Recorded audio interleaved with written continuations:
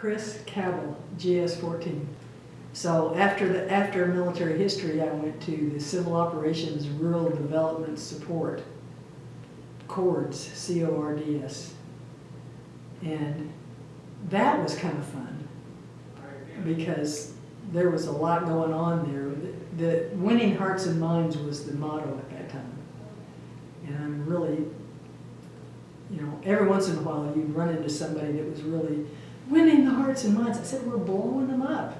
This is not something that's going to win anything. And he said, oh, you're such a negative thinker. But anyway, I got a notice from civilian personnel saying you got to go back to the States because you're not allowed to stay overseas more than 5 years. And I said, I've only been here about 4. And she said, yeah, but the Philippines is 2, so that makes it almost 6. And I thought, rats, I can't stay in Southeast Asia for the rest of my life. I was crying, the grandmothers were crying, Mrs. Ting was crying, some of the servants were kind of misty. You know, it was very traumatic. I couldn't believe that I had to leave because I was just making a nest there, you know. But it was very sad. And I kept in touch with them, and they had Mr. and Mrs. Ting had gotten all their boys out of the country, which was not an easy task because the North Vietnamese or the South Vietnamese army wanted to draft everybody. And so as soon as they started to approach any kind of maturity, the Tings got rid of them and sent them to a camp. And I was worried about Mrs. Ting. She was like, Mr. Ting was in Canada. He had money there, and Canada accepted anybody with money at that point. And I thought, well, you know, Mrs. Ting is sitting there by herself with her daughter and a few servants. This makes me nervous. So I wrote her a letter and I said, I would like to adopt your daughter. I figured they wouldn't let me take Mrs. Ting too. And she wrote back and said, thank you very much, but we're fine here. And knowing Mr. Ting, he was a devious guy. He was really sharp, business-wise. Well, they disappeared and ended up in Montreal. Surprise, surprise. But I felt so bereft. I missed the artwork. They had a zoo that had an art museum, and I've got some copies of some of that art that I never gave away because it was just beautiful, beautiful stuff. And I really miss the family thing.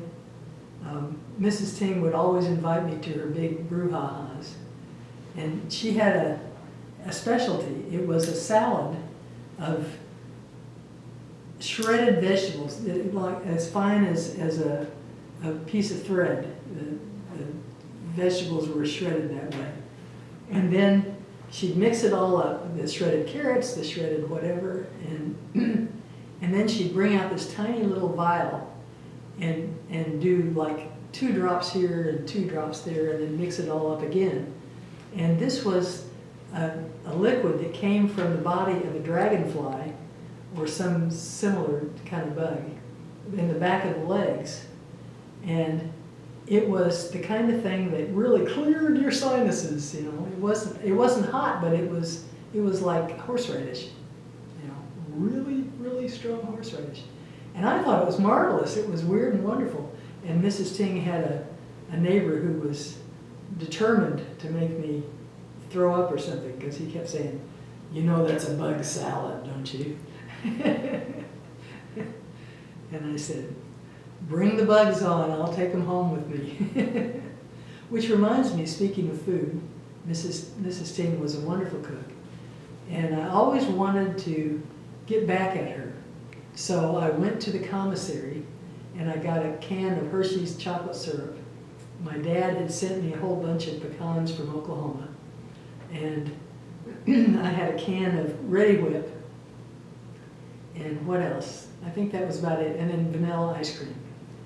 And I said, Mrs. Ting, you must come and have an American-style dessert. Well, she was curious, and she and her daughter came up to my place. And I served them their first chocolate sundae.